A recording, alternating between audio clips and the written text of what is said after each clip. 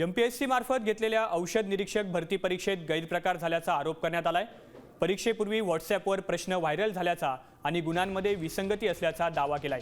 याबाबत 2 उमेदवारांनी तक्रार दाखल केली। दरम्यान तक्रार देणाऱ्या विद्यार्थ्यांनी काय म्हटलंय पाहूयात। महाराष्ट्र लोकसेवा आयोगाने 22 मार्च 2026 रोजी ड्रग इन्स्पेक्टर यासाठी क्लास 2 यासाठी एक्झाम घेतली होती। त्याचे पेपर 20 मार्च 2026 म्हणजे 2 दिवस अगोदरच काही उमेदवारांकडे व्हॉट्सॲपद्वारे आली होती।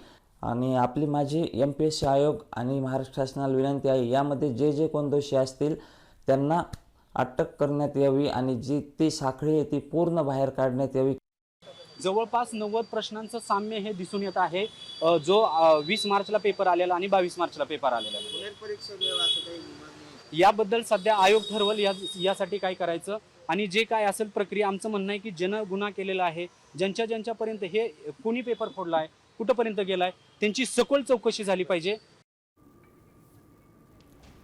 दरम्यान यावरून राष्ट्रवादी युवक काँग्रेस शरदचंद्र पवार पक्षाचे प्रदेशाध्यक्ष मेहबूब शेख यांनी ट्विट केले।